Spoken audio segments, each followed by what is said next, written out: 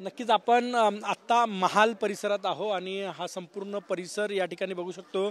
काही वेळापूर्वी या ठिकाणी दगडफेक होत होती, प्रचंड मोठा तणाव होता, परंतु आता परिस्थिती नियंत्रणात आलेली आहे आणि आता पोलिसांकडनं कोम्बिंग ऑपरेशन सुरू आहे, सर्च ऑपरेशन सुरू आहे की ज्यांनी ज्यांनी दगडफेक केली त्यांना पोलीस ताब्यात घेत आहे आणि कारवाई जी आहे ती या ठिकाणी सुरू आहे। काही महिला पोलीस कर्मचारी सुद्धा या ठिकाणी जखमी झालेले आहेत।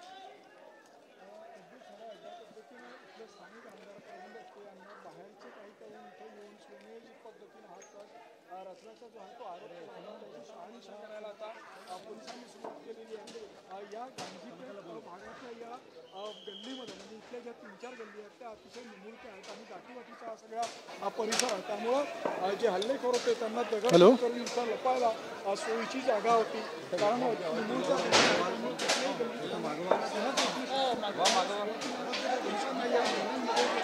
हे बघा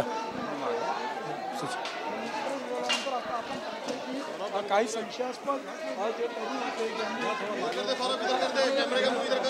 हे बघा आता या ठिकाणी हे बघा ही परिस्थिती आहे आणि या ठिकाणी पोलीस जे आहे ते या संपूर्ण परिसरात आहे आणि ताब्यात घेण्याची प्रक्रिया जी आहे ती सुरू आहे पोलिसांकडनं कठोर। कारण की आतापर्यंत या ठिकाणी मोठ्या हे बघा हे पोलिसांकडून ताब्यात घेतलं जातं। बघा या जे दगडफेक करत होते त्या सगळ्यांना हे बघा जे दगडफेक करत होते त्यांना आता पोलिसांकडून ताब्यात घेतलं जातं आणि कोम्बिंग ऑपरेशन सुरू आहे। प्रत्येक घरांमध्ये जाऊन पोलीस चेक करतायत की कोणी दगडफेक केली, काय केलं आणि त्यामुळेच ही संपूर्ण कारवाई जी आहे ती आता या ठिकाणी सुरू आहे। बघा या ठिकाणी प्रत्येक गल्ल्यांमध्ये, कारण की परिस्थिती अत्यंत तणावाची होती आणि ती परिस्थिती नियंत्रणात आलेली आहे। परंतु आता टास्क आहे की ही जी परिस्थिती निर्माण झाली त्याच्या मागे कोण होतं त्याची कारणं शोधणे आणि जे याच्यात ते गुन्हेगार आहे। कारण की ही परिस्थिती जी आहे, कारण की प्रचंड म्हणजे मोठ्या वाहनांचं जाळपोळ या ठिकाणी झाली,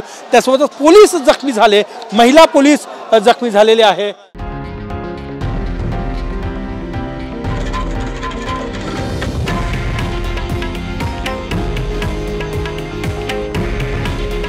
हे आहे देशातील नंबर 1 न्यूज नेटवर्क आणि आपण पाहत आहात TV9 मराठी।